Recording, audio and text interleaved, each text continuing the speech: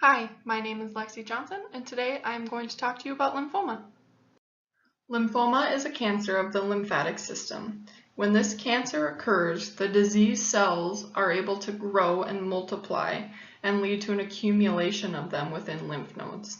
The cancer cells also survive while other healthy cells die, which is why this needs to be treated. Lymphoma is a cancer that starts in the lymphocytes, which, as we have learned, are white blood cells that we learned participate in our immune system. Lymphatic tissue is located all around the body, so anywhere there is this lymphatic tissue, the cancer can start there. However, most commonly it does start in the lymph nodes, where it can then spread from one node to the next. In very, very late stages of the disease, it can spread to the liver, lungs, and bone marrow.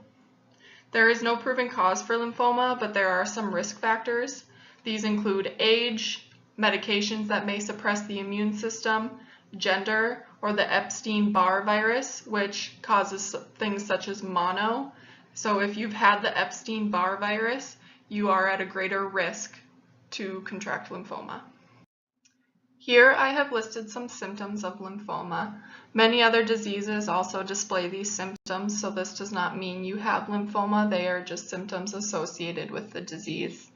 One of them is painless, swollen lymph nodes in the neck, armpits, and groin, which are common areas for there to be clusters of lymph nodes.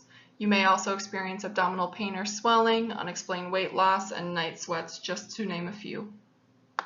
There are two main types of lymphoma, Hodgkin's and non-Hodgkin's lymphoma. So, to differentiate between the two, a doctor would take a tissue sample and look at the cells within it. If there is a certain type of cell called a Reed-Sternberg cell, then it would be classified as Hodgkin's. However, if there are no Reed-Sternberg cells, it would be non-Hodgkin's. Non-Hodgkin's lymphoma is more common than Hodgkin's. Hodgkin's lymphoma usually starts in the B lymphocytes located in the chest, the neck, or the underarm, but they can occur other places as well. Non-Hodgkin's lymphoma usually develop from either a B or T lymphocyte, and the treatment the patient will receive will depend on where this cancer originated. B lymphomas are more common in the United States. Non-Hodgkin lymphoma can also be classified as indolent or aggressive. Indolent means it's slow spreading, and aggressive means it's fast spreading. To diagnose these cancers, a doctor may perform a physical exam to check for swollen lymph nodes, blood tests, imaging tests including CTs or X-rays, or a biopsy of a lymph node or bone marrow to see if the tissue contains these cancer cells. This picture shows a Reed-Sternberg cell. As I said, if these cells are present within a tissue sample, it will be classified as Hodgkin's. If they are not, it is non-Hodgkin's lymphoma. Lymphoma can be classified in 4 stages. Stage 1, the cancer is only in one lymph node region or organ. In stage 2, the cancer may be in 2 lymph node regions or within an organ and a surrounding lymph node region. Within the lymph nodes, they are either above or below the diaphragm, but not both. In stage 3, the cancer is in lymph nodes that are both above and below the diaphragm, and it may have moved into the spleen. In stage 4, cancer cells are in multiple portions of the organ and may affect the liver, lungs, or bones. There are multiple treatment options available to those diagnosed with lymphoma.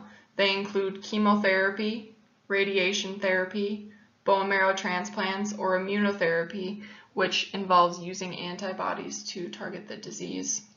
Depending on the treatment one receives, their prognosis will differ.